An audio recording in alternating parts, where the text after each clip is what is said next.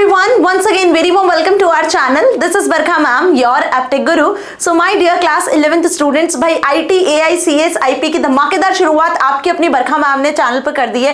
Hopefully आप सभी को खबर मिल चुकी होगी। तो आज के सेशन में क्या पढ़ने वाले हैं? आज के सेशन में class 11th IT information technology book out 802 के नेक्स्ट चैप्टर को डिस्कस करने वाले हैं। जी हाँ स्टूडेंट्स, चैप्टर नंबर 1 पूरा कंप्लीट कर लिया था लास्ट संडे ही। इस संडे को हम नेक्स्ट चैप्टर को पढ़ने वाले हैं, chapter number 2 components of computer system, एक ही वीडियो में। तो स्टार्ट से लेकर एंड तक पूरे सेशन में बने रहना। चैप्टर 1 का वीडियो का लिंक आपको डिस्क्रिप्शन में मिल जाएगा, पूरा प्लेलिस्ट का लिंक मिल जाएगा, जहां से जाके आप पूरे वीडियो को देख सकते हो।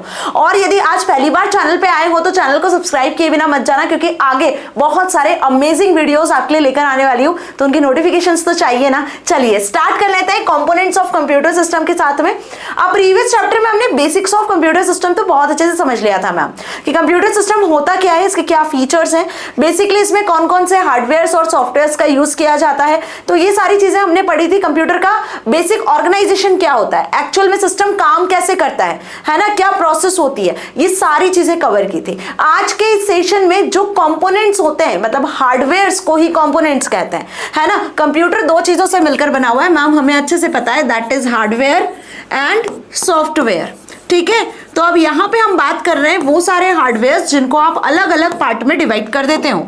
अब ये अलग अलग पार्ट्स क्या होते हैं मैम? तो पहला होता है आपका इनपुट डिवाइस, दूसरा होता है आपका output device, then processing device, and then यदि बात की जाए तो एक और होता है जिसको कहते हैं स्टोरेज डिवाइस। ठीक है, तो हार्डवेयर आपके इन 4 पार्ट्स में डिवाइडेड होता है, और इन्हीं हार्डवेयर को क्या कहते हैं? बेसा कंपोनेंट्स कहते हैं। ठीक है, क्या कहते हैं? इन्हीं हार्डवेयर को हम कंपोनेंट्स कहते हैं। किसके कंपोनेंट्स? कंप्यूटर सिस्टम के, जिन फिजिकल पार्ट से मिलकर कंप्यूटर सिस्टम बनता है ना। बिना हार्डवेयर के ना तो आप कोई सॉफ्टवेयर यूज कर सकते हो, और बिना सॉफ्टवेयर के ना ही कोई आप हार्डवेयर का यूज कर सकते हो। मतलब हार्डवेयर को रन करने के लिए, इन कंपोनेंट्स को रन करने के लिए सॉफ्टवेयर की भी हमें जरूरत पड़ती है ना जी। तो अब आज के सेशन में इन सारे कंपोनेंट्स को ही हम डिटेल में कवर करेंगे। अब ये सारे कंपोनेंट्स कहाँ लगे होते हैं? ये सारे कंपोनेंट्स सीपीयू में, जो पीछे मदरबोर्ड लगा होता है, वहां पे कनेक्टेड होते हैं। अच्छे से पता है, सीपीयू जो एक कैबिनेट की तरह आपको दिखता है, उसमें बैक साइड में एक मदरबोर्ड होता है, जहां पे सारे पोर्ट्स होते हैं, जहां पे आप इनपुट डिवाइस को, आउटपुट डिवाइस को, प्रोसेसिंग डिवाइस को, स्टोरेज डिवाइस को कनेक्ट करते हो। तो सबसे पहले और सबसे इंपॉर्टेंट जो कंपोनेंट है कंप्यूटर सिस्टम का, वो होता है motherboard. This is the main circuit board which holds together various components, जहां पे सारे कंपोनेंट्स जो अभी जितने भी हार्डवेयर के नाम मैंने आपको बताए हैं, like CPU, memory, input device, output device, connectors, hard drive, optical device, expansion cards, है ना, video audio expansion cards, connections in the form of various ports such as USB ports वगैरह, ये सब कनेक्टेड होते हैं। So it provides a connection to every component of a computer।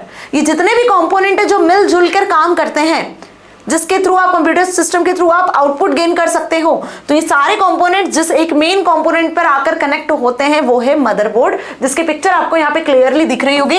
यदि कभी CPU को ओपन करके देखा होगा आपने, तो आपने इस तरीके का एक मदरबोर्ड देखा होगा, जहां पे रैम का स्लॉट होता है, जहां रैम लगाते हो, यहाँ पे बीच में प्रोसेसर लगा होता है, एक फैन लगा होता है, पावर एसएमपीएस पावर सप्लाई लगी होती है यहाँ पर।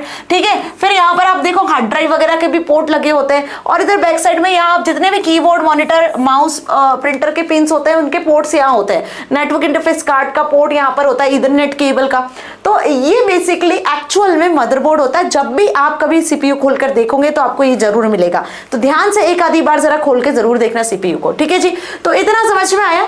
अब सबसे पहले 1 बाय 1 सारे इनपुट डिवाइसेस को डिस्कस कर लेते हैं, फिर हम डिस्कस करेंगे आउटपुट डिवाइसेस को, देन स्टोरेज डिवाइसेस को। ठीक है, और इसी में फिर हम सबसे मेन इंपॉर्टेंट प्रोसेसिंग डिवाइस, जिसके बिना आप कंप्यूटर्स पे काम नहीं कर सकते, जिसके बिना प्रोसेसिंग नहीं हो सकती, जिसको हम सीपीयू कहते हैं, प्रोसेसर कहते हैं। तो इनपुट डिवाइस की जब बात आती है, तो इनपुट डिवाइस मींस व्हाट, कि जब भी हम कंप्यूटर सिस्टम में कुछ डेटा वैल्यूज को इनपुट करते हैं, या कोई डेटा वैल्यूज या कुछ इंस्ट्रक्शंस को कंप्यूटर सिस्टम में एंटर करते हैं, तो उसके लिए जो डिवाइस यूज होते हैं वो कहलाते हैं इनपुट डिवाइसेस। अब कंप्यूटर समझता है सिर्फ बाइनरी लैंग्वेज को, दैट इज 010101। तो हम जो भी डेटा वैल्यूज इनपुट करते हैं वो हमारी लैंग्वेज होती है ना, English type language, Hindi type language में आप डेटा वैल्यूज को इनपुट करते हो। और इनपुट डिवाइस का काम होता है कि सिस्टम तक वो पूरा डेटा पहुंचाना, वो भी सिस्टम अंडरस्टैंडेबल फॉर्मेट, मतलब 01 में जाकर वो पूरा डेटा अंदर सीपीयू में, प्रोसेसर में कन्वर्ट हो जाता है। ठीक है जी। तो input devices input from the text input from the user, it may be in the form of text, image, sound, video etcetera. A wide range of input devices have been devised for supporting varying type of input. Obvious सी बात है, पहले जो input दिया जाता था जब computers की शुरुआत हुई थी तब सिर्फ टेक्सचुअल इनपुट ही आप दे सकते थे, लेकिन धीरे धीरे टेक्नोलॉजी कितने आगे से बढ़ती जा रही है। आज variety of input devices available है। Why? Because variety of inputs available है। पहले आप सिर्फ कीबोर्ड के थ्रू टेक्सचुअल डेटा इनपुट कर सकते थे, फिर माउस के थ्रू आप पॉइंटिंग डिवाइस के थ्रू कुछ इंस्ट्रक्शंस इनपुट कर सकते थे, लेकिन आज आप वॉइस इनपुट कर सकते हो, फेशियल एक्सप्रेशंस इनपुट कर सकते हो, बायोमेट्रिक सेंसर्स के थ्रू सेंस ऑर्गन्स को भी इनपुट करवा सकते हो, है ना। आप इमेजेस को इनपुट कर सकते हो, तो text, audio, video, images, graphics, हर तरीके के डेटा को आप सिस्टम तक पहुंचा सकते हो। तो इनके लिए अलग अलग इनपुट डिवाइसेस यूज किए जाते हैं, ठीक है जी। तो बात समझ में आ गई अच्छे से कि input devices, variety of input devices क्यों यूज होते हैं। अब बच्चे बड़े कंफ्यूज होते हैं मैम कि आखिर कौन से इनपुट डिवाइस होते हैं, कौन से आउटपुट डिवाइस होते हैं। यदि एग्जाम में क्वेश्चन आता है तो हम कंफ्यूज हो जाते हैं। मतलब एक एमसीक्यू दे दिया और आइडेंटिफाई इनपुट डिवाइस दे दिया और 4 नीचे आउटपुट डिवाइस लिखे हुए और 1 इनपुट डिवाइस है, तो आपको सर्च करने में भी प्रॉब्लम होगी। आप क्योंकि वहां पे बच्चों को कंफ्यूजन होता है ना, सबके नाम एक जैसे लगते हैं, है ना। तो बस सिंपल सी बात है याद रखने की, वो ये है कि जब भी आप कोई डेटा वैल्यूज को कंप्यूटर सिस्टम तक पहुंचाते हो, उसके लिए जो डिवाइस होता है वो होता है आपका इनपुट डिवाइस। फिर चाहे वो डेटा टेक्स्ट हो, ऑडियो, वीडियो, ग्राफिक्स हो, या फिर आपके बायोमेट्रिक सेंसर्स के थ्रू कोई सेंस ऑर्गन्स को ही आप क्यों ना एंटर कर रहे हो इन द फॉर्म ऑफ डेटा, ठीक है जी। सबसे कॉमनली जो इनपुट डिवाइस यूज होता है वो कहलाता है कीबोर्ड। अब कीबोर्ड तो सबने अच्छे से देखा है, आजकल जो सिस्टम में होते हैं उसमें वर्चुअल कीबोर्ड्स भी आ जाते हैं और वायर्ड, वायरलेस कीबोर्ड का भी यूज कर सकते हो आप, ठीक है जी। तो लैपटॉप वगैरह यूज करते हो तो उसमें भी आप देखते हो कि कीबोर्ड इनबिल्ट आता है, आपको अलग से कीबोर्ड की जरूरत नहीं होती है ना। तो कीबोर्ड नॉर्मली जो आप अपने मोबाइल फोन्स में भी कीपैड वगैरह यूज करते हो वही सारा पैटर्न एक जैसा ही होता है, ठीक है। तो कीबोर्ड बेसिकली जिसमें क्या होती है, 104 कीज होती हैं। जनरली जो स्टैंडर्ड नंबर ऑफ कीज होती हैं वो 104 कीज होती हैं। अब इसमें अलग अलग टाइप की कीज होती हैं, ठीक है, जिसमें कुछ फंक्शनल कीज होती हैं, F1 से F12 तक फंक्शनल कीज होती हैं जिनका अपना ही अलग फंक्शन होता है। सिस्टम को रिफ्रेश करना है तो हम F5 प्रेस कर देंगे, ठीक है, फाइल को सेव करना है तो F2 प्रेस कर देंगे। ऐसे F1 से लेकर F12 तक क्या होते हैं, अलग अलग फंक्शंस होते हैं। वही बात करें हम कुछ स्पेशल कीज होती हैं, यदि स्पेशल कीज की बात करें तो आप हैश, डॉलर, एंड %, ठीक है, इस तरीके के जो परसेंटेज वगैरह इस तरीके जो सिंबल्स होते हैं ये स्पेशल कीज में आ जाती है। कुछ अल्फाबेटिकल कीज होती है A to Z, कुछ नंबर कीज होती है 0 to 9 आप देखते हो, ठीक है। वहीं कुछ कॉम्बिनेशन कीज होती है जैसे कंट्रोल, ऑल्ट, शिफ्ट, है ना, ऐसे कुछ कॉम्बिनेशन कीज होती है जो शॉर्टकट कीज के फॉर्मेट में यूज की जाती है। सबसे लॉन्गेस्ट की कीबोर्ड की क्या होती है मैम, स्पेस बार होती है सबसे लॉन्गेस्ट की, ठीक है। वही एरो कीज भी होती है कीबोर्ड में, left, right, top, bottom. Arrow keys की मदद से भी आप स्क्रीन पर कर्सर को up, down, left, right move करवा सकते हो, है ना। तो ऐसे बहुत सारी कीज होती है कीबोर्ड में और हर एक की का अपना अपना अलग मतलब होता है ना। तो इतना अच्छे से समझ में आ चुका है। अब देखो यहाँ पर ना कीबोर्ड से रिलेटेड कोई भी क्वेश्चन आपसे पूछा जा सकता है, तो आपको ये चीज ना ध्यान रखनी है कि यदि कोई भी क्वेश्चन आता है कीबोर्ड से रिलेटेड तो आप अटेम्प्ट करके आ सकते हो। अब कीबोर्ड में एक साइड में नम लॉक भी होता है जहां पे बेसिकली जो हम बोले कैलकुलेटर जैसा एक स्ट्रक्चर होता है जिसमें नंबर्स यदि आपको टाइप करने हो तो वो इजीली आप टाइप कर सकते हो। कैप्स लॉक, स्क्रॉल लॉक और नम लॉक 3 टॉगल कीज भी होती हैं। तो ऐसे मिला के जो कीबोर्ड है वो बेसिकली उसके थ्रू आप टेक्सचुअल और स्पेशल कीज के फॉर्मेट में काम कर सकते हो। इवन यदि आपके कंप्यूटर सिस्टम में हम बोले माउस नहीं भी होगा और यदि कीबोर्ड भी होता है तो आप बिना माउस के कीबोर्ड से अपना पूरा काम कर सकते हो क्योंकि इसमें वो सारी कीज अवेलेबल होती है। और कीबोर्ड जिस पैटर्न पर होता है उसे कहते हैं मैम QWERTY पैटर्न, है ना। QWERTY पैटर्न मतलब QWERTY, सबसे पहले अल्फाबेटिकल कीज वाली लाइन होती है, फिर उसके बाद में ASDFG वाली लाइन होती है, देन उसके बाद में XCVNBM वाली लाइन होती है, ठीक है। तो ये बात समझ रहे हो, ये इस पैटर्न में क्यों होता है कीबोर्ड, कभी सोचा है कि QWERTY पैटर्न में ही क्यों होता है। आपके मोबाइल फोन में भी जो कीपैड खुलता है वो QWERTY पैटर्न पे ही होता है जहां से आप कोई भी डेटा वैल्यूज को एंटर कर सकते हो। व्हाई इट इज, बिकॉज ये इसलिए इस पैटर्न पे होता है ताकि टाइपिंग करने में आपको कोई प्रॉब्लम ना आ जाए। वॉवेल्स और कॉन्सोनेंट्स इस तरीके से अरेंज होते हैं ताकि इजीली आप क्या कर सकते हो, टाइपिंग कर सकते हो, ठीक है। तो टाइपिंग के लिए सबसे बेस्ट जो इनपुट डिवाइस होता है वो होता है कीबोर्ड। बेसिकली टाइपराइटर की तरह होता है लेकिन टाइपराइटर में थोड़ी ज्यादा नॉइस क्रिएट होती है, लेकिन यहाँ नहीं होती है, वो टाइम कंज्यूमिंग होता है। यहाँ पे आप फटाफट से टाइप कर सकते हो यदि आपकी टाइपिंग स्पीड बढ़िया है तो, है ना जी। तो it is standard input device takes data in the form of text. अब यदि हम बात करें माउस की, तो माउस एक पॉइंटिंग इनपुट डिवाइस होता है जिसके थ्रू आप इंस्ट्रक्शंस कंप्यूटर तक दे सकते हो, कोई फाइल को ओपन करवा सकते हो, किसी फाइल की प्रॉपर्टीज को सेट कर सकते हो, है ना। तो माउस में बेसिकली देखा जाए तो जैसे जैसे आप माउस को मूव करते जाते हो तो स्क्रीन पर जो है एक कर्सर मूव करता है ना। अब माउस जो होते हैं वो डिफरेंट टाइप के माउस होते हैं बेटा जी, ध्यान रखना। माउस की बात करें तो मैकेनिकल माउस होता है।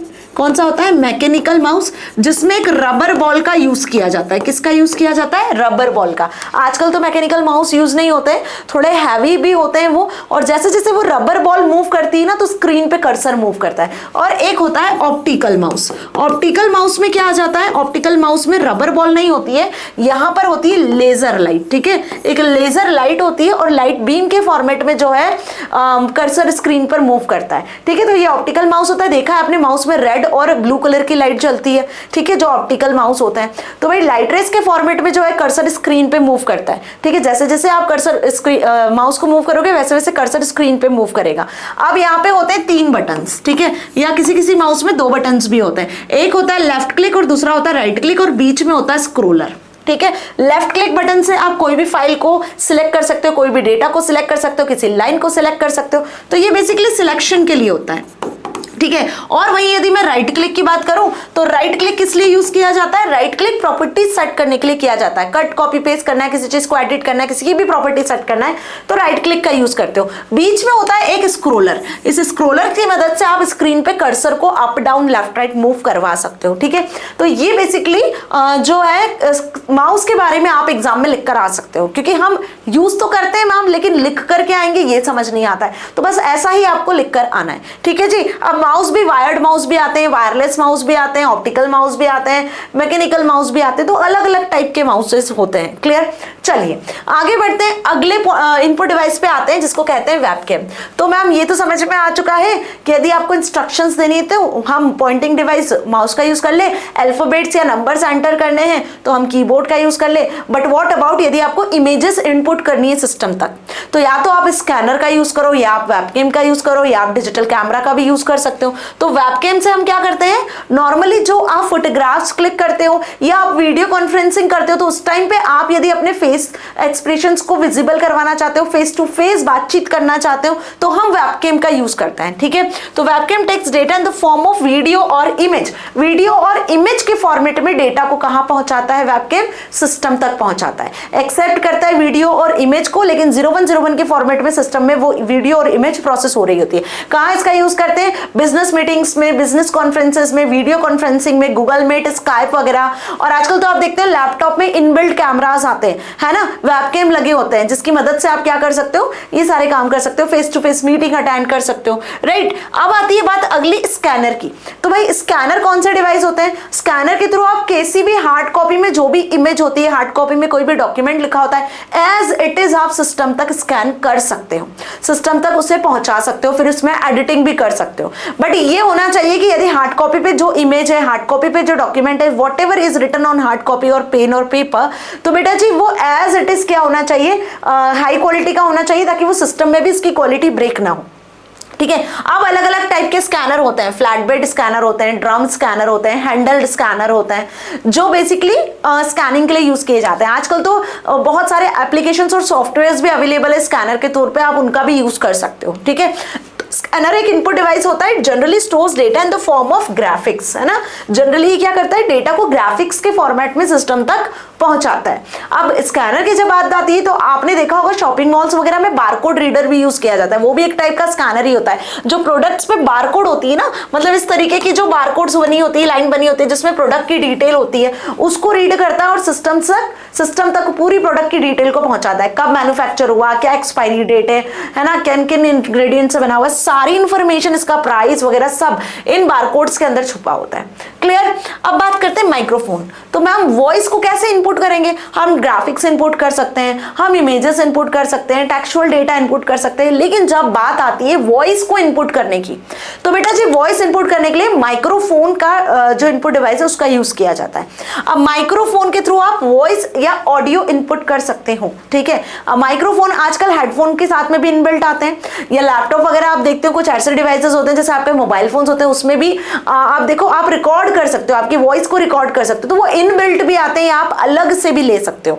ठीक है, जैसे आप यहाँ देखोगे ये मैंने माइक लगाया हुआ है, इसके थ्रू आपको मेरी वॉइस एकदम क्लियर सुनाई दे रही होगी, है ना जी। तो माइक्रोफोन के थ्रू आप अपना वॉइस इनपुट कंप्यूटर सिस्टम तक कर सकते हो। डिफरेंट टाइप के वैरायटी ऑफ ये इनपुट डिवाइसेस अवेलेबल है। ठीक है जी, तो इनपुट डिवाइसेस अच्छे से समझ में आ गया। आगे बढ़ते हैं, आउटपुट डिवाइसेस के बारे में बात करते हैं। अब देखो, जब आपने सिस्टम तक इनपुट पहुंचाया तो भाई प्रोसेसर उसको पहले प्रोसेस करता है, मेमोरी में डेटा जाके स्टोर होता है, ये हमने लास्ट चैप्टर 1 में पढ़ा था। लेकिन आउटपुट डिवाइस क्या करते हैं, उसी डेटा को आउटपुट के फॉर्मेट में, रिजल्ट के फॉर्मेट में आपको शो करते हैं। तो कौन कौन से आउटपुट डिवाइस होते हैं? इनपुट डिवाइस तो बहुत सारे होते हैं, मैंने यहाँ जो बताए वो तो सिर्फ लिमिटेड आपको बताएं। इसके अलावा MICR, OCR, OBR, ठीक है, जॉयस्टिक, लाइट पेन, ये भी सब इनपुट डिवाइसेस होते हैं। ठीक है जी, इन सब की भी अपने अपने अलग काम होते हैं। जैसे यदि मैं इस स्टाइलस पेन की बात करूं तो ये भी एक इनपुट डिवाइस है। ठीक है, तो बात समझ में आ रही है। लेकिन आउटपुट डिवाइस गिनती के 4 या 5 ही होते हैं। अब यदि आपको कंफ्यूजन होता है ना, तो बस आउटपुट डिवाइस को याद कर लो, बाकी जितने डिवाइसेस है सब इनपुट डिवाइसेस है। समझ में आया? अब कौन से होते हैं आउटपुट डिवाइसेस? पहला होता है मॉनिटर, दूसरा होता है प्रिंटर। मॉनिटर और प्रिंटर तो 2 कॉमन आउटपुट डिवाइसेस है, जैसे कीबोर्ड माउस इनपुट डिवाइस होते हैं, मॉनिटर, प्रिंटर। उसके बाद आता है प्लॉटर, ठीक है, और उसके बाद आता है स्पीकर, और यहाँ पे 5वां होता है आपका प्रोजेक्टर भी। तो कुल मिला के ऐसे 5 आउटपुट डिवाइस होते हैं।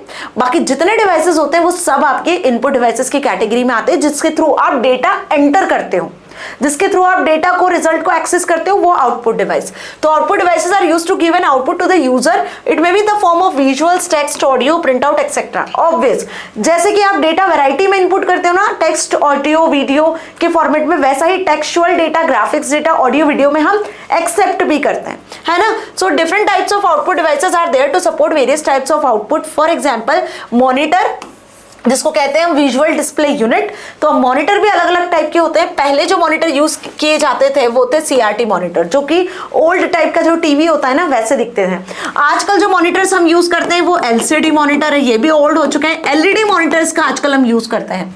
तो CRT मॉनिटर्स में कैथोड रे ट्यूब होते थे जो बिग इन साइज होते थे, जिसकी वजह से मॉनिटर का साइज बड़ा होता था। लेकिन जैसे जैसे टेक्नोलॉजी ग्रो करती गई तो भाई फ्लैट पैनल या हम बोले थिन फिल्म ट्रांजिस्टर्स के साथ में मॉनिटर्स अवेलेबल होने लगे, जिसको हम LCD, लिक्विड क्रिस्टल डिस्प्ले, या लिक्विड लाइट एमिटिंग डायोड पर बेस्ड मॉनिटर कह सकते हैं। तो ये आपसे पूछ सकते हैं कि कितने टाइप के मॉनिटर्स होते हैं। तो ये जो मॉनिटर आप देख रहे हो ये LED, LCD मॉनिटर हो सकते हैं, जो फ्लैट पैनल मॉनिटर्स होते हैं, जिसमें कोई कैथोड रे ट्यूब नहीं होती। यहाँ पे लिक्विड क्रिस्टल्स का यूज किया जाता है, यहाँ पे लाइट एमिटिंग डायोड्स का यूज किया जाता है इसको फ्लैट पैनल मॉनिटर में बनाने के लिए। ठीक है, तो ये अपने अपने रेजोल्यूशन के अकॉर्डिंग वेरी करते हैं, इनके अपने अपने फीचर्स होते हैं। बस काम की बात ये है कि भाई ये आउटपुट डिवाइस है, जो आप कीबोर्ड से एंटर करोगे, जो भी किसी इनपुट डिवाइस से एंटर करोगे वो आपको स्क्रीन पर दिखेगा। तो मॉनिटर पे जो आपको आउटपुट मिलता है वो सॉफ्ट कॉपी आउटपुट कहलाता है ना। अब एग्जाम में आएगा तो लिखकर आ सकते हो ना। तो it is the standard output device is similar to the television screen, जैसी आपकी टीवी स्क्रीन होती है बिल्कुल वैसा ही होता है। दूसरा आउटपुट डिवाइस होता है जिसको आप कहते हो प्रिंटर। अभी प्रिंटर क्या होता है, मॉनिटर पे जो दिख रहा है उसको यदि आप ऑन पेपर चाहते हो तो हम प्रिंटर का यूज कर लेते हैं। प्रिंटर हार्ड कॉपी आउटपुट आपको प्रोवाइड करता है। अब वैरायटी ऑफ प्रिंटर्स भी अवेलेबल है, लेजर प्रिंटर अवेलेबल है मार्केट में, इंकजेट प्रिंटर अवेलेबल है, नाम सुने होंगे आपने, थर्मल प्रिंटर होता है, डॉट मैट्रिक्स प्रिंटर होता है। तो 2 टाइप के प्रिंटर होते हैं एक्चुअली में, इम्पैक्ट और नॉन इम्पैक्ट ना। तो ये उसी कैटेगरी में आता है। ठीक है, कलर प्रिंटर होता है, पहले black and white printer use किया जाता था। अब हर एक प्रिंटर में अलग अलग टेक्निक्स को यूज किया जाता है। ठीक है, हर एक प्रिंटर में डिफरेंट टेक्निक्स होती है, जिसकी वजह से ये अलग अलग होते हैं। तो प्रिंटर हमें क्या करता है मैम, हार्ड कॉपी में आउटपुट शो करता है। It is very commonly known output device that gives output in the form of print out, also called a hard copy. अब यदि आपको वॉइस आउटपुट चाहिए, जो आपने वॉइस इनपुट की है वो आपको सुनना है, आपको कोई म्यूजिक सुनना है, तो उसके लिए आपके पास में स्पीकर होना चाहिए। बिना स्पीकर के क्या आपको आवाज सुनाई देगी? कोई भी सॉन्ग सुनाई देगा, या कोई मूवी देख रहे हो तो उसमें जो साउंड है वो सुनाई नहीं देगा। तो साउंड आउटपुट के लिए हम यूज कर लेते हैं स्पीकर का। It is an output device that gives output in the form of audio और वॉइस। अब स्पीकर भी डिफरेंट होते हैं, जैसे लैपटॉप की मैं बात करें तो स्पीकर्स भी इनबिल्ट आते हैं। ठीक है, या आप अलग से हाई क्वालिटी के स्पीकर्स भी लगा सकते हो, ठीक है। तो बेसिकली ये हो गए आपके 3 आउटपुट डिवाइस। इसी के साथ जैसे मैंने बताया 2 और होते हैं। तो एक होता है प्लॉटर। अब देखो प्रिंटर से तो आप लिमिटेड साइज का पेपर, A4 साइज के पेपर पे प्रिंटिंग निकाल सकते हो, लेकिन जो इंजीनियर्स होते हैं या बड़े बड़े जो होर्डिंग्स लगे हुए देखते हो बाहर, वो भी तो प्रिंट होते होंगे ना, बैनर्स वगैरह, वो किस डिवाइस के थ्रू प्रिंट होते हैं। तो जो भी ग्राफिक डिजाइनर्स और इंजीनियर्स होते हैं जो बिग डिजाइन निकालते हैं, उसके लिए जो आउटपुट डिवाइस होता है वो होता है प्लॉटर, जिसको आप लार्ज प्रिंटर कह सकते हो। तो it is just like a large printer that is used to take print of large maps, architectural designs etcetera, ठीक है। नाउ प्रोजेक्टर की यदि बात करें तो प्रोजेक्टर को आप सभी बहुत अच्छे से जानते हो कि मॉनिटर स्क्रीन पे चीजें आपको छोटी दिखती है, स्क्रीन साइज छोटा होता है। प्रोजेक्टर की मदद से उसी को आप लार्ज स्क्रीन साइज पे देख सकते हो, सेम चीज को। तो it is also an output device that gives an enlarge view of the output on a large screen. It is generally used for giving the view of output to a large audience. तो जब भी कोई presentation देता है या फिर कोई भी पर्टिकुलर चीज आप देखते हो, कोई मूवी या सब लोग मिलकर देख रहे होते हो, तो आपको छोटी सी स्क्रीन पे मजा नहीं आता। जैसे आप थिएटर्स वगैरह में जाते हो तो वहां भी प्रोजेक्टर्स के थ्रू बड़ी स्क्रीन पर आपको आउटपुट शो किया जाता है, ठीक है जी। तो कितने हो गए output devices? Monitor, speaker, printer, plotter and projector. इसके अलावा जितने डिवाइस सुनोगे वो सब क्या होंगे? इनपुट डिवाइस, जिनके थ्रू हम डेटा वैल्यूज एंटर करते हैं। Now come to the next, that is processing device, जिसको कहते हो आप CPU, which is brain of computer. अब सीपीयू की जब बात आती है ना, तो कितने बच्चे हैं जिनके दिमाग में इस तरीके का एक कैबिनेट दिखता है जो कि सीपीयू आप लगाते हो भाई आपके सिस्टम में, जो सीपीयू एक डिवाइस कनेक्टेड होता है। इसको बोलते जरूर सीपीयू है, लेकिन इसके पीछे यहाँ पर जो कनेक्टेड होता है वो होता है मदरबोर्ड, ठीक है। अब इस मदरबोर्ड में ना सीपीयू किसे कहोगे? इस पर्टिकुलर चिप को, ठीक है। यहाँ सेंटर में एक सीपीयू लगा होता है, एक प्रोसेसर लगा होता है, माइक्रो प्रोसेसर जिसको कहते हैं हम, इसी को सीपीयू कहते हैं। क्या कहते हैं इसको हम? माइक्रो प्रोसेसर, जो सिलिकॉन चिप का बना होता है, सेमीकंडक्टर मटेरियल्स में यूज होता है। इसमें मिलियंस ऑफ ट्रांजिस्टर्स लगे होते हैं, जिसकी मदद से ये एक छोटा सा प्रोसेसर मल्टीपल टास्क को एक सिंगल समय में कर सकता है, एक सिंगल टाइम पर एक से ज्यादा टास्क को एग्जीक्यूट कर सकता है। आप प्रिंटिंग कर रहे हो, प्रिंटर के थ्रू आप कुछ इनपुट कर रहे हो, मूवी चल रही है साइड में, गाने भी सुन रहे हो स्पीकर के थ्रू, इतने सारे काम एक समय में एक कौन कर सकता है? तो वो सिर्फ ये प्रोसेसर ही करता है, जो कि आपके मदरबोर्ड में लगा होता है, जिसको हम एक्चुअल में ब्रेन ऑफ कंप्यूटर और सीपीयू कहते हैं। सुना होगा आपने, जब भी आप कोई सिस्टम या लैपटॉप परचेज करने जाते हो, है ना, या मोबाइल परचेज करने जाते हो, तो वहां पूछते हैं कि प्रोसेसर कौन सा लगा है। तो भाई इंटेल के प्रोसेसर्स आते हैं, ड्यूल कोर आते हैं, AMD राइजन के प्रोसेसर्स आते हैं, ठीक है। वहीं आप पेंटियम के प्रोसेसर्स को भी परचेज कर सकते हो। तो ये नाम तो आपने सुने होंगे ना। तो इसी को बेसिकली प्रोसेसर कहते हैं, इसी को कहते हैं हम सेंट्रल प्रोसेसिंग यूनिट। एक्चुअल में CPU executes the user instructions and coordinates amongst all other units of the computer. CPU का अब क्या काम है वो बेसिक ऑर्गेनाइजेशन में चैप्टर 1 में हमने देख लिया है ना, कि इनपुट यूनिट से जो भी इनपुट आएगा, तो प्रोसेसर ही होता है जो बेसिकली उसको प्रोसेस कर रहा होता है, और प्रोसेसर ही होता है जो कि आउटपुट जनरेट करने में हेल्प करता है। तो सीपीयू में 2 यूनिट्स होती है, एक होती है ALU और दूसरी होती है कौन सी? CU। ALU arithmetic logical operations को परफॉर्म करती है, CU कंट्रोल यूनिट होती है जो सारे ऑपरेशंस को कंट्रोल करने का काम करती है ना जी। So it is primarily responsible for the performance of the machine. जैसा सीपीयू होगा वैसे आपके कंप्यूटर सिस्टम की परफॉर्मेंस होगी। जितना अच्छा सीपीयू होगा उतनी अच्छी आपकी कंप्यूटर सिस्टम की परफॉर्मेंस होगी, उतनी फास्ट टास्क एग्जीक्यूट होंगी। तो प्रोसेसर्स में भी classified on the basis of their speed, technology, dual core है, क्वाड कोर है, ऑक्टा कोर है, कौन सा है ना, i5 प्रोसेसर लगा है, i12 लगा है, कौन सा प्रोसेसर लगा हुआ है। There manufacturers are Intel AMD and वही पेंटियम लाइक दिस। आ गई बात समझ में अच्छे से? तो इस तरीके का स्ट्रक्चर दिखेगा जब भी आप सीपीयू खोल के तो देखना, मदरबोर्ड में सारे डिवाइसेस कनेक्टेड होते हैं। Okay, now speed of processor is usually measured in megahertz, millions of instructions per second and gigabytes, billions of instructions per second. मतलब सीपीयू मिलियन और बिलियंस ऑफ इंस्ट्रक्शंस को 1 सेकंड में complete करता है। तो अब आप सोचो इसकी स्पीड कितनी फास्ट होगी, तभी तो इतने सारे काम को आप ये चुटकियों में कर पाते हो कंप्यूटर सिस्टम की मदद से, ठीक है। तो गीगाहर्ट्ज और मेगाहर्ट्ज में हम क्या करते हैं, इसकी स्पीड्स को मेजर कर सकते हैं। यदि गीगाहर्ट्ज में स्पीड होती तो बिलियंस ऑफ इंस्ट्रक्शंस 1 सेकंड में प्रोसेसर प्रोसेस कर रहा होता है, ठीक है। अब बात करते हैं पावर सप्लाई यूनिट की। ये भी एक डिवाइस होता है, ये भी एक कंपोनेंट होता है और मेजर कंपोनेंट होता है। यदि पावर ही सप्लाई नहीं होगी है ना। कंप्यूटर सिस्टम एक इलेक्ट्रॉनिक मशीन है और उसको काम करने के लिए तो इलेक्ट्रिसिटी चाहिए, तो पावर सप्लाई यूनिट लगाई जाती है इसमें, जिसको हम कहते हैं एसएमपीएस। क्या कहते हैं? एसएमपीएस। ठीक है, तो एसएमपीएस नाम का एक डिवाइस होता है, कुछ इस तरीके से आपको देखने को मिलता है सिस्टम में, टॉप साइड पे लगा होता है मदरबोर्ड के टॉप पे एकदम सीपीयू के। एक्चुअली यही पावर सप्लाई होता है, जो जितने भी डिवाइसेस कंप्यूटर सिस्टम में कनेक्टेड होते हैं ना, वो एक्चुअल में उसको पावर सप्लाई करने का काम करता है। ठीक है, मतलब आप जब अपना मॉनिटर का पिन कनेक्ट करते हो, सीपीयू का पिन कनेक्ट करते हो ना, पावर केबल जो लगाते हो वो बेसिकली इसी एसएमपीएस में ही कनेक्ट होता है, जहां से सभी डिवाइसेस को क्या मिलता है? इलेक्ट्रिसिटी मिलती है। ठीक है, so this component of computer is one which converts the alternate current power supply being received by homes और offices to low voltage direct current required by the machine. आ गई बात समझ में अच्छे से? चलिए बढ़ते हैं आगे रैंडम एक्सेस मेमोरी की तरफ। अब जैसे हम कहते हैं रैम, तो सबसे मेन इंपॉर्टेंट जो स्टोरेज है एरिया है, जहां पर बेसिकली सीपीयू प्रोसेस करने के लिए डेटा उठाता है, वो रैम होती है। रैम एक ऐसी मेमोरी है जो सीपीयू से डायरेक्टली कांटेक्ट करती है। ठीक है, सीपीयू कभी भी सेकेंडरी स्टोरेज के पास में डेटा को लेने नहीं जाता है। सीपीयू जहां से डेटा उठाता है वो होता है रैम, या फिर रैम और सीपीयू के बीच में एक और मेमोरी होती है जिसको कहते हैं कैश मेमोरी। ठीक है, तो रैम बेसिकली रेस्पॉन्सिबल होता है, मेमोरी स्टोरेज एरिया होता है जहां पे टेम्परेरीली डेटा स्टोर होता है at the time of processing. जब प्रोसेसर किसी डेटा को प्रोसेस कर रहा होता है तो उस समय पर डेटा कहां प्रेजेंट होता है? रैम में प्रेजेंट होता है। ठीक है, आप कोई फाइल बना रहे हो, व्हाट्सएप डॉक्यूमेंट फाइल बना रहे हो, ठीक है, तो जब आप डॉक्यूमेंट फाइल बना रहे होते हो तो वो फाइल जब आप क्रिएट कर रहे हो, सपोज आप कोई प्रोजेक्ट का फ्रंट पेज बना रहे हो, या आप अपने अभी हॉलीडे होमवर्क्स मिले होंगे तो आप जो भी कुछ टाइप कर रहे होते हो, तो वो file at the time of typing, at the time of processing जिस पर्टिकुलर स्टोरेज एरिया में जाके सेव होती है वो रैम ही होती है। जैसे ही आप उसको सेव कर देते हो, कंट्रोल एस से जाके सेव कर देते हो, तो वो हार्ड ड्राइव में जाके सेव हो जाती है। बात समझ में आई? और बिफोर सेविंग वो टेम्परेरीली कहां अवेलेबल होती है? रैम में अवेलेबल होती है। ठीक है, so every time you start up the computer, the operating system है ना, the operating system is loaded into ROM. Operating system कहां लोड होता है? रोम में लोड होता है, यहाँ रैम नहीं लिखा है। The program that needs to be executed at any point of time also needs to brought in the RAM. और जितने भी प्रोग्राम्स हैं वो फिर रोम से आपके कहां आते हैं? रैम में आते हैं। ठीक है, this days the PCs have around 8 to 32 GB RAM. More than RAM, more will be space for programs leading to faster execution. Of course everything in computers is subject of some limits. मतलब हम बोल सकते हैं कि दो type की memories होती हैं, जैसे कि मैंने लास्ट टाइम भी बताया था आपको, रैम एंड रोम। ठीक है, अब देखो टेक्निकल मिस्टेक थोड़ी बहुत हो सकती है ना, तो डोंट पैनिक।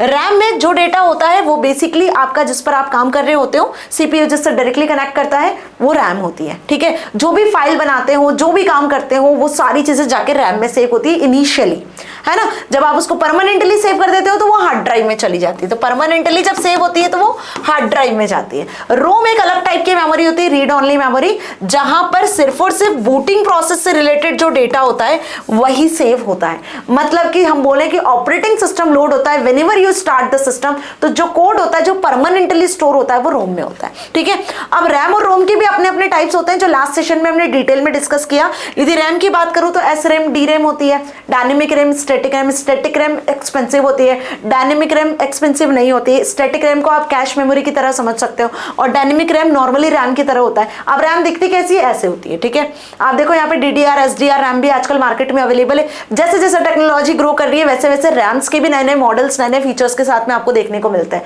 ठीक है, तो इस तरीके से हाईएस्ट कैपेसिटी के साथ रैम, हाईएस्ट कैपेसिटी के साथ में आपको मिलती है। पहले कुछ रैम 256 GB आती थी, है ना, लेकिन आजकल आप GB में भी रैम को देख सकते हो। ठीक है, मतलब 256, 512 MB ऐसी रैम्स आती थी, KBs MBs में, लेकिन आजकल आप 256 GB तक की रैम को देख सकते हो। ठीक है, वो भी मार्केट में अवेलेबल है। अब रोम की यदि बात करें तो रोम भी अलग अलग टाइप की होती है, पी रोम, ई रोम, EEP रोम बताया था मैंने, है ना। चलिए, तो रोम का कहानी समझ में आ गई, रैम की कहानी समझ में आ गई है। अभी हम फिलहाल बात कर रहे हैं मेजर कंपोनेंट्स की, है ना जी।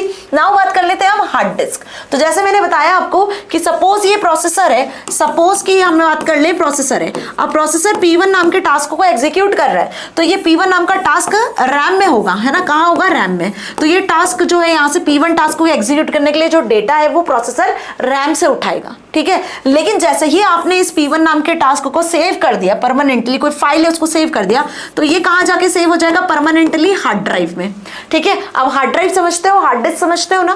पहले जो हार्ड डिस्क यूज होती थी वो कुछ इस तरीके की होती थी, ठीक है। इसका इंटरनल स्ट्रक्चर कुछ इस तरीके का होता है, जहां पे एक रीड राइट हेड लगा होता था, यहाँ पे कुछ प्लेटर्स होते थे, सर्कुलर प्लेटर्स जो मूव करते थे अंदर, और रीड राइट हेड का काम होता था कि डेटा हार्ड डिस्क से रीड करना है या डेटा हार्ड ड्राइव में ले जाके सेव करना है। जब आप किसी फाइल को ओपन करते हो जो पहले से सेव है तो रीड ऑपरेशन परफॉर्म होता था। जब किसी फाइल को आप सेव कर रहे होते हो तो हार्ड ड्राइव में ट्रैक्स और सेक्टर में जाके आपकी फाइल सेव होती थी। लेकिन आजकल जो है हम नई टाइप के हार्ड ड्राइव्स का यूज करते हैं, है ना। आपने सुना होगा कि आजकल हम डिफरेंट हार्ड ड्राइव्स यूज करते हैं जिसमें कोई मूविंग पार्ट नहीं होते हैं, है ना। एसएसडी वगैरह आपने नाम सुना होगा, राइट। एसएसडी ड्राइव्स जो होती हैं। So all the data stored in C drive of a computer is basically stored in hard drive. It is magnetic storage device for storing the data and is fixed in the box of computer. The program which is to be executed is first stored in the hard disk from where it is transferred to RAM. समझ में आया? जो भी programmes होते हैं वो permanently hard drive में होते हैं। जब सीपीयू उसको प्रोसेस करने वाला होता है तो हार्ड ड्राइव से डेटा उठ के कहाँ आता है? हार्ड ड्राइव से डेटा उठ के रैम में आता है और रैम से फिर क्या करता है? उसको प्रोसेसर एक्सेप्ट करता है। Now on completion of work the program is again saved. आपका काम हो गया तो आप फाइल को सेव कर देते हो, तो वो सेव कहाँ होती है? वापस हार्ड ड्राइव में जाके सेव होती है। तो हार्ड ड्राइव क्या हो गया? एक एक्सटर्नल मेमोरी हो गई, एक सेकेंडरी मेमोरी हो गई, है ना, जिससे सीपीयू डायरेक्टली कांटेक्ट नहीं करता है। लेकिन रैम क्या होती है? प्राइमरी मेमोरी होती है जो सीपीयू से डायरेक्टली कांटेक्ट करती है और प्रोसेसिंग के टाइम पे जहां डेटा होता है वो रैम में होता है। ठीक है, तो इतना अच्छे से समझ में आया। Now it is usually categorised by the performance and its capacity. मतलब कि ये जो मेमोरी वाला पार्ट होता है, मतलब कंप्यूटर सिस्टम में लास्ट सेशन में भी मैंने बताया था कि 2 टाइप की मेमोरी होती है ना। पहली होती है आपकी प्राइमरी मेमोरी जिसको हम मेन मेमोरी भी कहते हैं, इंटरनल मेमोरी भी कहते हैं। दूसरी होती है सेकेंडरी मेमोरी जिसको आप क्या कहते हो? एक्सटर्नल मेमोरी भी कहते हो, ऑक्सिलरी मेमोरी भी कहते हो। सुनना ध्यान से, है ना, दिस इज इंपॉर्टेंट, कैसे भी पूछ सकते हैं। अब जो प्राइमरी मेमोरी होती है वो 2 टाइप की होती है, एक होती है रैम और एक होती है रोम। ठीक है, तो रैम से डेटा डिलीट भी हो जाता है, टेम्परेरीली यहाँ बना रहता है, तो ये आपकी वोलेटाइल मेमोरी कहलाती है। और ये नॉन वोलेटाइल मेमोरी कहलाती है, इसमें डेटा परमानेंटली बना रहता है। ठीक है, अब इस सेकेंडरी मेमोरी की बात करें तो ये एक एक्सटर्नल मेमोरी होती है। जब भी डेटा आपका परमानेंटली सेव हो जाता है, जिसमें आप काम कर रहे हो, तो कोई फाइल हो सकती है, कोई फोल्डर हो सकता है, तो वो कहाँ जाके सेव होता है? सेकेंडरी मेमोरी में। सेकेंडरी मेमोरी में आपका हार्ड डिस्क आ जाता है, फ्लॉपी डिस्क आ जाता है, सीडी डीवीडीज आ जाती हैं, पेन ड्राइव्स आ जाती हैं। ठीक है, और ये सभी अपने अपने स्टोरेज कैपेसिटी से वेरी करती हैं। पहले हार्ड ड्राइव बहुत कम जीबी की या कम एमबी या केबी में आती थी। आजकल हार्ड ड्राइव भी आपको टेराबाइट्स में मिलती है, 2 टेराबाइट्स, 1 टेराबाइट्स, 4 टेराबाइट्स तक की हार्ड ड्राइव मार्केट में अवेलेबल है। एसएसडी के फॉर्मेट में मिलती है, कोई मूविंग पार्ट नहीं होता है, नॉर्मली फिक्स करो, स्मॉल इन साइज भी आती है। फ्लॉपी डिस्क ओल्ड टाइप का डिवाइस है। ठीक है, सीडी डीवीडीज भी आजकल कोई यूज नहीं करता है, ये ऑप्टिकल डिस्क की कैटेगरी में आता है। पेन ड्राइव्स, मेमोरी कार्ड्स वगैरह जो फ्लैश ड्राइव्स आती है वो सभी आपकी क्या कहलाती है? यूएसबी ड्राइव्स में इंक्लूड हो जाती है। ये सभी बैकअप डिवाइसेस होता है ना जी। ये मैं ऑलरेडी आपको पढ़ा चुकी हूँ, तो ये चार्ट आपको ध्यान रखना है जब भी मेमोरी की बात होती है। तो आप मेमोरी को मेजर कैसे करते हो? मेमोरी को मेजर करने के लिए हम इसको अलग अलग फॉर्मेट में एक्सेस करते हैं, केबीज में, एमबीज में, जीबीज में, तो यही इसकी यूनिट्स होती है ना। So memory capacity is specified in terms of bytes. This days the capacity of hard disk is expressed in gigabytes and terabytes. ठीक है, बिट्स और बाइट्स में मेमोरी को मेजर किया जाता है। अब यदि हम बिट्स और बाइट्स की बात करें तो अभी बताने वाली, उसके पहले पेन ड्राइव और फ्लैश ड्राइव को समझ लो, है ना। It is a small pen like storage device. अब पेन ड्राइव और फ्लैश ड्राइव तो देखा ही होगा, आप सभी ने यूज भी किया होगा। छोटा सा डिवाइस होता है, पोर्टेबल डिवाइस होता है, कहीं भी ले जा सकते हो, यूज कर सकते हो। और इवन मदरबोर्ड में इसका अलग से पोर्ट बना होता है, यूएसबी पोर्ट, जहां पे आप इसको कनेक्ट करते हो। और आजकल बहुत स्मॉल साइज की पेन ड्राइव्स या मेमोरी कार्ड्स आती है जिसको आप इजीली अपने सिस्टम में कनेक्ट कर सकते हो और डेटा का बैकअप लेके रख सकते हो। ठीक है, अब बात करते हैं कि इनमें डेटा किस फॉर्मेट में सेव होता है। तो बेटा बिट्स और बाइट्स के फॉर्मेट में मेमोरी में डेटा सेव होता है।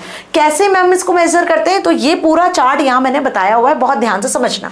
देखो, हमें अच्छे से बताया कि कंप्यूटर सिस्टम में जो डेटा प्रोसेस होता है वो 0 और 1 में, है ना। तो ये हो गई आपकी बिट्स 0 और 1। ठीक है, जब 4 बिट्स मिलती है, सपोज ये 4 बिट्स की मैं बात कर रही हूं, तो 1 निबल फॉर्म होता है। क्या फॉर्म होता है? 1 निबल फॉर्म होता है। ठीक है, और जब 8 बिट्स मिलती है, जब 8 बिट्स मिलती है इस तरीके से, तो क्या फॉर्म होता है? 1 2 3 4 1 2 3 4 हो गए 8, तब बनता है 1 बाइट। क्या बनता है? 1 बाइट। और इसी तरीके से जब 1024 बाइट्स मिलती हैं तो बेटा जी बनता है 1 KB, that is kilobyte. Now 1024 kilobytes मिलती हैं तो बनता है 1 मेगाबाइट। नाउ 1024 MB जब बनते हैं तो यहां पे बन जाता है 1 MB के बाद में गीगाबाइट। ठीक है, 1024 गीगाबाइट्स जब मिलते हैं तो ये बन जाता है आपका 1 टेराबाइट। इसके बाद जोटाबाइट, पेटाबाइट, योटाबाइट ऐसे बढ़ते चली जाती है मेमोरी कैपेसिटी। लेकिन लेटेस्ट अभी तक जो हाईएस्ट मेमोरी कैपेसिटी होती है हार्ड ड्राइव्स वगैरह की वो टेराबाइट तक देखी जाती है। ठीक है, तो ये पूरा चार्ट है जो आपको ध्यान रखना है। इनिशियली जो बिट्स होती है वो होती है 01 और इसी 01 के कॉम्बिनेशन से फिर आप किलोबाइट, मेगाबाइट, गीगाबाइट, टेराबाइट तक आगे बढ़ सकते हो, जो यहां भी लिखा हुआ है। देखो 0 एंड 1 में बाइनरी डिजिट्स होती है, इसको बिट्स कहते हैं। 1 nibble 4 bits, 1 byte 8 bits, 1024 1 kilobyte, 1024 MB 1 gigabyte, 1024 GB 1 terabyte, 1024 TB 1 petabyte, exabyte, zettabyte, yottabyte. ठीक है, तो बात समझ में आ गई। इसको यदि हम इंक्रीजिंग ऑर्डर में देखें तो इंक्रीजिंग ऑर्डर में आप कैसे लिखोगे? देखो पहले होता है बिट, बिट से बड़ा होता है निबल, है ना, निबल से बड़ा होता है क्या? बाइट। ठीक है, फिर बाइट से बड़ा क्या होता है? बाइट से बड़ा होता है आपका kilobyte, then megabyte, then gigabyte, then terabyte. ठीक है, यहां तक समझ में आया? इसको इस तरीके से आप याद रखोगे तो कभी नहीं भूलोगे। और 1024 ही क्यों? क्योंकि 2 टू दी पावर 10 के रेशो में ये काम करते हैं। और 2 क्यों? क्योंकि 2 ही बिट्स होती हैं, दैट इज 0 एंड 1 ओनली, इसलिए 2 टू दी पावर 10 को हम कहते हैं 1024। कैलकुलेशन करके देख लेना। ठीक है, तो आ गई बात समझ में यहां तक। अब बात कर लेते हैं ऑप्टिकल स्टोरेज डिवाइस की। तो जैसे मैंने बताया CD, DVDs, Blu-ray disc, picture आप यहां देख ही रहे हो तीनों की। सीडी डीवीडी ऑल टाइप का स्टोरेज डिवाइस हो चुका है। आपने सुना होगा सीडी डीवीडी सर्कुलर डिस्क आती है जिसमें डेटा को आप रीड भी कर सकते हो, राइट भी कर सकते हो। पहले जो गेम्स की सीडी डीवीडीज आती थी, आप जो गेम प्ले करते थे, है ना, वही मूवीज के लिए, सॉन्ग्स के लिए भी आपने देखा होगा सीडी डीवीडीज का यूज किया जाता था, मार्केट में अवेलेबल होती है। कुछ सॉफ्टवेयर ड्राइवर्स के लिए यूज होती है। तो ब्लूरे डिस्क तो आजकल भी यूज होती है, बुक्स के पीछे भी लगी हुई आती है सीडी डीवीडीज, जिसमें बुक का सारी डिटेल्स आप देख सकते हो होती है। तो सीडी डीवीडीज कॉम्पैक्ट डिस्क होती है, सीडी को कॉम्पैक्ट डिस्क कहते हैं और डीवीडी को डिजिटल वर्सेटाइल डिस्क या डिजिटल वीडियो डिस्क कहते हैं। ये ऑप्टिकल स्टोरेज डिवाइस के कैटेगरी में इंक्लूड होती हैं। ठीक है, अब यहाँ पे डीवीडी ज्यादा डेटा स्टोर करती है एज कंपेयर टू सीडी, है ना। सीडी में एक ही लेयर पे डेटा स्टोर होता है, डीवीडी में दोनों लेयर पे डेटा स्टोर होता है। यदि हम सीडी की बात करें तो कॉम्पैक्ट डिस्क की जो कैपेसिटी होती है वो केबी तक ही होती है, ज्यादा से ज्यादा एमबी तक हो जाती है। लेकिन डीवीडीज की जो कैपेसिटी होती है वो एमबी तक भी होती है और एमबी के बाद अब जो अभी हम लेटेस्ट की बात करें तो जीबी तक भी जाती है। ठीक है, क्योंकि इसमें दोनों लेयर पे डेटा स्टोर होता है। लेकिन आजकल जो ब्लूरे डिस्क है वो जीबी में भी डेटा स्टोर करता है, मतलब गीगाबाइट तक डेटा को स्टोर कर सकता है। और जो सॉफ्टवेयर ड्राइवर्स होते हैं, जैसे प्रिंटर हो गया, उसका जो सॉफ्टवेयर ड्राइवर है, उनका जो बेसिकली सॉफ्टवेयर ड्राइवर जो इंस्टॉल होते हैं ना, वो इस तरीके की ब्लूरे डिस्क में मिलते हैं। बट क्योंकि टेक्नोलॉजी आगे बढ़ती जा रही है, पेन ड्राइव, फ्लैश ड्राइव्स आ चुके हैं, तो आजकल हम उसका यूज करते हैं, है ना। So all this components need to work in coordination and this is accomplished by operating system. It initialises the system for our use. In the next section we basically discuss about the operating system. अभी जितने भी components हैं जो आज हमने discuss किए, जो एक कंप्यूटर सिस्टम में बहुत एसेंशियल रोल प्ले करते हैं, इनमें से एक भी कंपोनेंट यदि सिस्टम में प्रेजेंट नहीं होता है तो आपका सिस्टम काम नहीं करेगा। यदि मेमोरी नहीं होगी तो डेटा स्टोर नहीं होगा, यदि इनपुट डिवाइस नहीं होंगे तो डेटा इंस्ट्रक्शंस इनपुट नहीं होगी, आउटपुट डिवाइस नहीं होंगे तो आपको आउटपुट नहीं मिलेगा, और यदि प्रोसेसर नहीं हुआ तो कुछ भी काम नहीं हो पाएगा। तो सारे डिवाइसेस और सारे कंपोनेंट्स जो आज हमने डिस्कस किए सभी अपने अपने लेवल पे इंपॉर्टेंट है। बिल्कुल वैसे जैसे हमारी ह्यूमन बॉडी सिस्टम में ना एक एक ऑर्गन का अपना अपना काम होता है और सारे ऑर्गन्स होना जरूरी है, तभी आपकी ह्यूमन बॉडी परफेक्ट है, काम कर सकती है सही तरीके से, वैसे ही कंप्यूटर सिस्टम में भी हर एक कंपोनेंट का अपना रोल होता है। ठीक है, अब ये कंपोनेंट्स एक्चुअल में काम कैसे करते हैं, किसकी मदद से करते हैं, इन कंपोनेंट को मैनेज कौन करता है? तो इन कंपोनेंट को मैनेज करने के लिए सिर्फ एक ही सॉफ्टवेयर होता है जिसको कहते हो आप ऑपरेटिंग सिस्टम। ठीक है, अगले सेशन में हम डिस्कस करेंगे चैप्टर नंबर 3 को, जिसमें हम जानेंगे ऑपरेटिंग सिस्टम के बारे में डिटेल में, कि आखिर यदि ऑपरेटिंग सिस्टम से रिलेटेड कोई क्वेश्चन आता है, ऑपरेटिंग सिस्टम होता क्या है। कहानी तो आपने सुनी होगी ऑपरेटिंग सिस्टम की भी, लेकिन डिटेल में समझेंगे ऑपरेटिंग सिस्टम को, कोई भी क्वेश्चन आएगा तो इजीली अटेंड करके आ पाओगे। मिलेंगे अगले सेशन में हम क्लास 11th IT के अगले नए चैप्टर के साथ में, जिसमें हम पूरे चैप्टर को एक ही वीडियो में जैसे आज खत्म किया वैसे ही खत्म करेंगे। ठीक है जी, तो अगले संडे रेडी रहिएगा क्लास 11th IT वालों, 3rd चैप्टर के साथ में हम मिलेंगे। Till then stay happy. Thank you so much.